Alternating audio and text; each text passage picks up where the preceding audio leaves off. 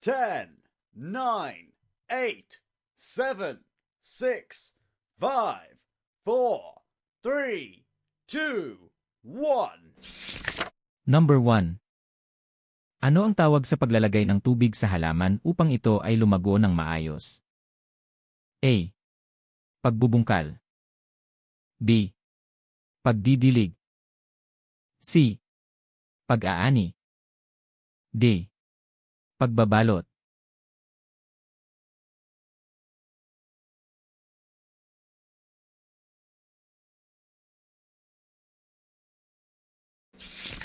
Number 2. Kailan pinakamainam magdilig ng halaman? A. Tanghaling tapat. B. Hating gabi. C. Umaga o hapon. D. Kahit anong oras.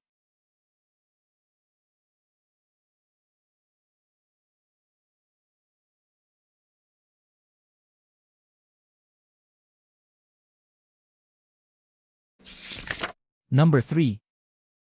Alin sa sumusunod ang paraan ng pangangalaga ng halaman bago ito lumaki? A. Pag-aani. B. Pagbubungkal ng lupa. C. Pagbebenta. D. Pag-iimbak.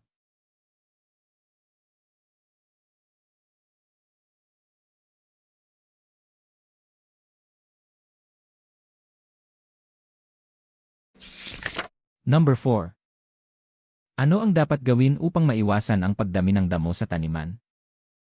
A. Pag-aani. B. Pag-aabono. C. Pag-aalis ng damo. D. Pagdidilig.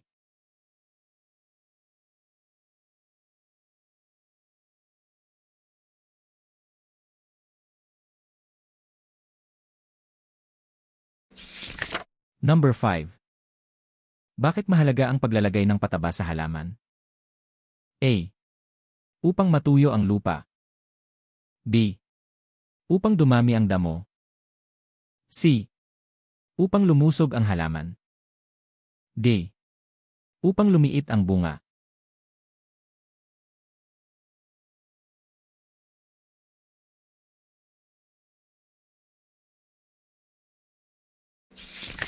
Number 6. Ano ang tawag sa pagpaparami ng halaman gamit ang buto? A. Asexual. B. Sexual. C. Pagpuputol. D. Marcotting.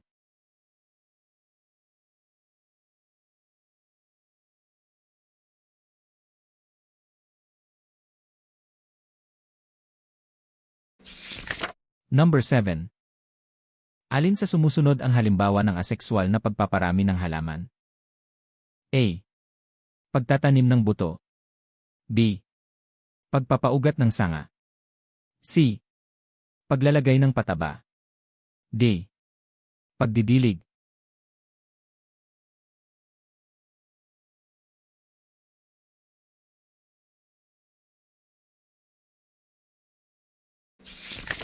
Number 8.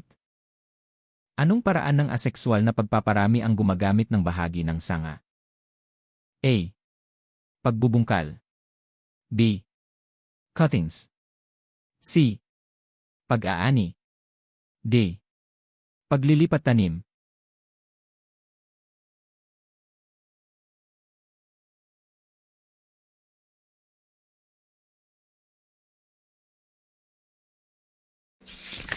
Number 9. Ano ang pangunahing kailangan upang tumubo ang buto? A.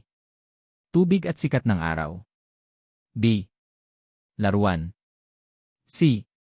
Plastic. D. Bato.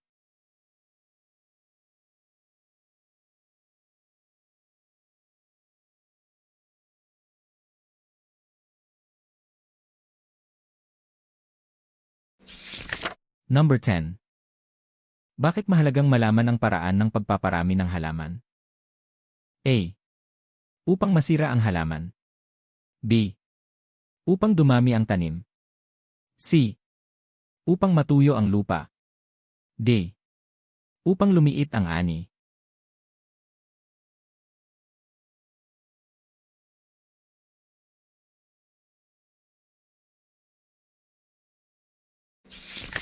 Number 11.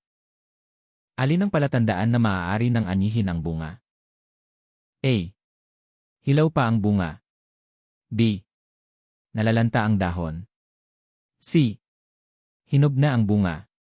D. Maliit pa ang halaman.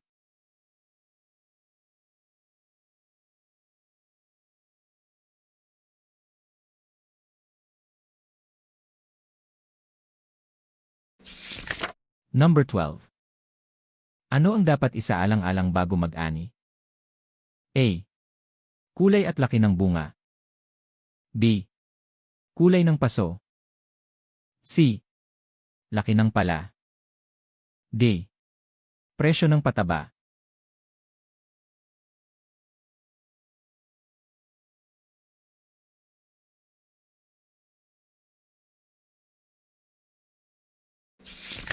Number 13. Bakit mahalagang malaman ang tamang panahon ng pag-aani? A. Upang masira ang ani. B. Upang maging maganda ang kalidad ng ani. C. Upang lumiit ang kita. D. Upang matuyo agad ang halaman.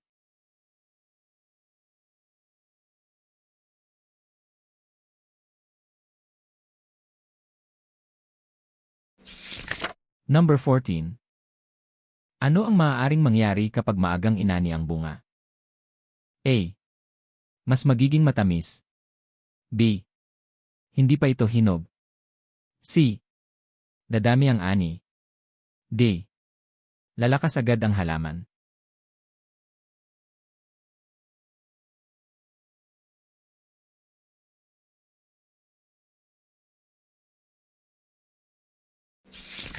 Number 15. Alin sa sumusunod ang ginagamit sa pag-aani? A. Gunting o itak. B. Baso. C. Tsinelas. D. Papel.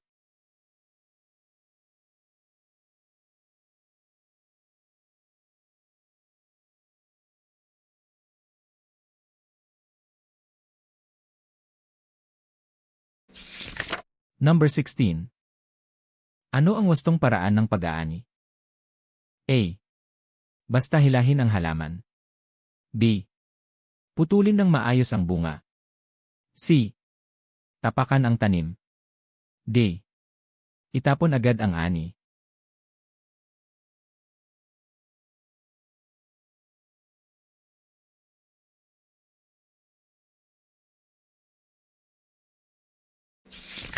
Number 17.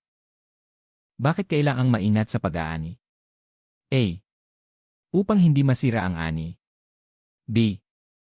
Upang matuyo agad. C. Upang lumiit ang bunga. D. Upang mawalan ng kita.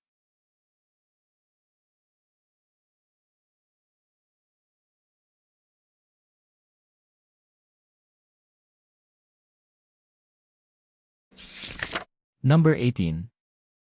Ano ang dapat gawin pagkatapos anihin ang mga gulay? A. Itapon agad. B. Linisin at ayusin. C. Ibabad sa putik. D. Iwan sa init.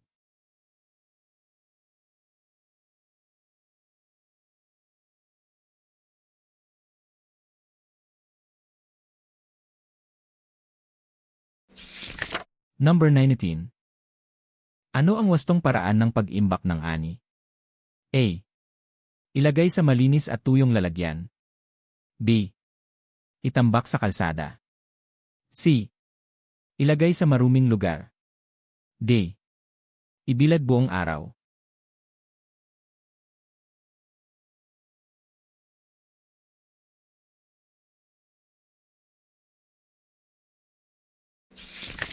Number 20. Bakit mahalaga ang wastong pag-imbak ng ani? A. Upang madaling mabulok. B. Upang manatiling sariwa. C. Upang lumiit ang kita. D. Upang mawalan ng kalidad.